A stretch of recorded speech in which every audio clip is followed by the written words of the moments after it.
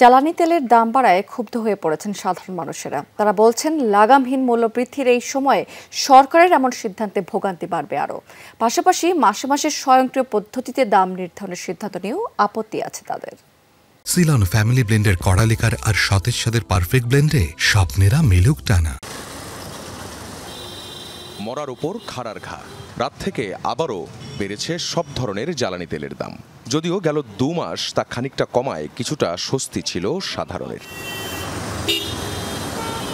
মূলত আইএমএফের প্রেসক্রিপশনে আন্তর্জাতিক বাজার থেকে কেনা এসব তেলে ভর্তুকি দেওয়ার সিদ্ধান্ত থেকে সরে এসেছে সরকার। ফলে প্রতি মাসের শুরুতেই নতুন করে নির্ধারিত হচ্ছে অতি গুরুত্বপূর্ণ এই তেলের দাম। আমরা শুনতেছি ওয়ার্ল্ড ওয়াইড তেলের দাম কমতেছে, কিন্তু বাংলাদেশে এটা ধরেন আগের পজিশনও আসতেছে না, বা ধরেন খুব একটা রিজনেবল না। বাড়লে আমাদের উপরে এফেক্ট করে, বাট যখন কমে সেটা তো আমরা সুবিধা পাই না। বিশ্ববাজারের সঙ্গে সামঞ্জস্য রেখে জ্বালানি তেলের স্বয়ংক্রিয় মূল্য নির্ধারণ চালু হয় এবছরের মার্চ থেকে। এতে প্রতি মাসের শুরুতে বাড়ছে বা কমছে তেলের দাম। বেসরকারি চাকুরে জামাল উদ্দিন আগে থেকেই সংসারের খরচ সামলাতে দিশেহারা তিনি। তেলের এই দাম বাড়া নিয়ে উদ্বেগের শেষ নেই তার। 90-95 থেকে 1 লাখে 135 হয়ে গেল। তখন যে মার্কেটের প্রাইস ছিল বাড়ার আগে, আমার তো মনে হয় যে রিসেন্ট ওয়ার ইউক্রেনের পরে কিন্তু প্রাইস অনেক নিচে নামছে। নামার পরে প্রাইস কিন্তু আর ওই যে 95-তে কখনোই ফেরত আসে নাই।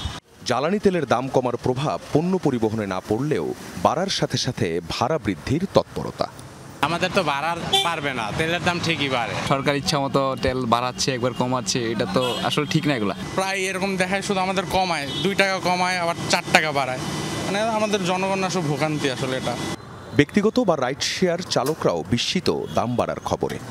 একবারে এক ধাপে কত টাকা বাড়াই ফেলাইছে, এখন আবার আমাদের জন্য খারাপ। আমরা যারা মধ্যবিত্ত যারা আছি, দাম এই যে আপ ডাউন হচ্ছে, এতে কিন্তু আমরাই হেনস্থার শিকার হচ্ছি। তীব্র দাবদাহে অতিষ্ঠ ভুক্তভোগী সাধারণ মানুষ হতাশ এমন সিদ্ধান্তে।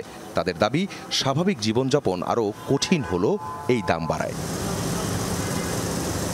এ দফা সাধারণ মানুষের জ্বালানি ডিজেল কেরোসিন 1 টাকা আর পেট্রোল অকটেন লিটারে 1 লাফে বেড়েছে 2.5 টাকা। জুনের শুরুতে আবারও নতুন করে নির্ধারণ হবে জ্বালানি তেলের দাম। আখলাকুস সাফা, যমুনা নিউজ, ঢাকা।